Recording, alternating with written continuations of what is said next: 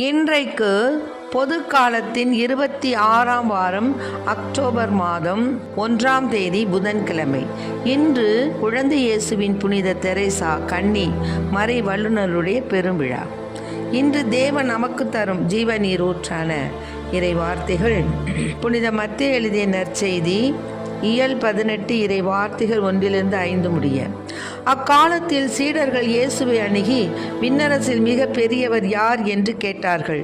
அவர் ஒரு சிறு பிள்ளையை அழைத்து அவர்கள் நடுவில் நிறுத்தி பின்வருமாறு கூறினார்: நீங்கள் மனம் திரும்பி சிறு பிள்ளைகளைப் போல் ஆகாவிட்டால் விண்ணரசில் புகமாட்டீர்கள் என உறுதியாக உங்களுக்கு சொல்கிறேன்.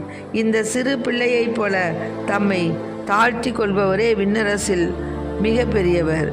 இத்தகைய சிறு பிள்ளை ஒன்றை என் பெயரால் ஏற்றுக்கொள்பவர் எவரும் என்னையே ஏற்றுக்கொள்கிறார். ஆண்டவரின் அருள்வாக்கு. சின்ன ராணியே, குழந்தை தெரசாலே, பாடும் மனமே தேடும் தினமே உந்தன் பண்பினையே, பாடும் மனமே தேடும் தினமே உந்தன் பண்பினை. உன் பாசத்திற்களவில்லை, நீர் பணிபெற விரும்பவில்லை, பாசத்தளவில்லை, நீர் பணிபெற விரும்பவில்லை, நீர் பயன்பெற நினைத்ததில்லை, பாசத்திற்களவில்லை, பெருந்தன்மைக்கெல்லை இல்லை. உம் பாசத்திற்களவில்லை, பெருந்தன்மைக்கெல்லை இல்லை, பயன்பெற நினைத்ததில்லை. சின்ன ராணியே, குழந்தை தெரசாலே, பாடும் மனமே தேடும் தினமே உந்தன் பண்பினையே, பாடும் மனமே தேடும் தினமே உந்தன் பண்பினை. குழந்தை உள்ளமே கொண்டவள் நீயே, குறைகளை போக்கி தூய நெறியை துன்பங்கள் வழியில் நடத்தினாயே,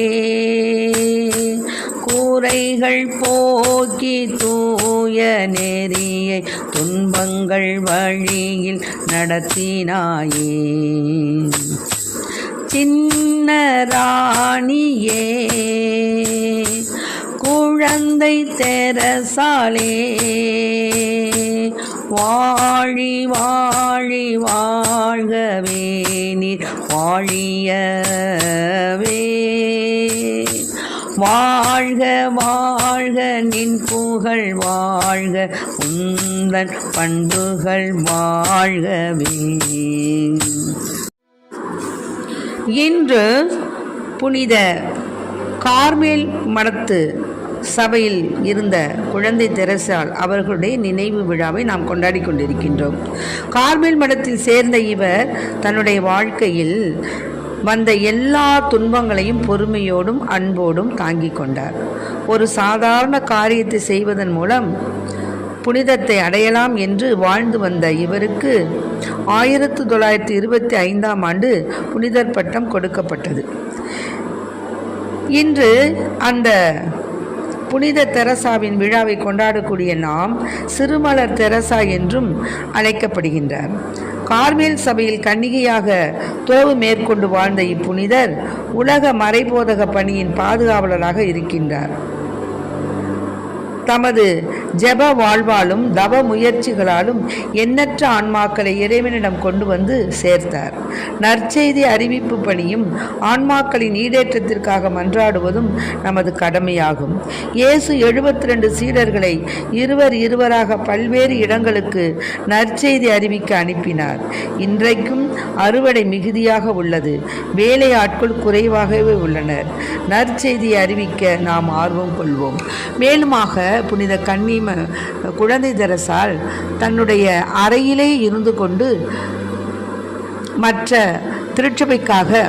நமது திருச்சபைக்காக அவள் மன்றாடி வந்தாள். சகல காரியங்களையும் நினைத்து பாவத்திற்கு பரிகாரமாக தான் செய்யக்கூடிய ஒவ்வொரு சிறு செயல்களையும் ஒப்பு கொடுத்தார். தான் ஒரு சிறு செயல் செய்தால் கூட அதை ஒரு பாவி மனம் திரும்ப வேண்டும் என்று ஒப்பு கொடுப்பார். அப்படியாக தன்னுடைய ஜபங்களாலும் பரித்தியாகங்களாலும் தன்னுடைய கன்னியர் மடத்தில் இருந்து கொண்டே புனிதர் பட்டம் அடைந்தவள் குழந்தை தெரசால். ஆகவே நாமும் இத்தகைய குழந்தை தெரசாலின் பண்புகளை கொண்டு இறைவன் பாதம் சரணடைவோம். ஆமென். Praise the Lord. மரியே வாழ்க.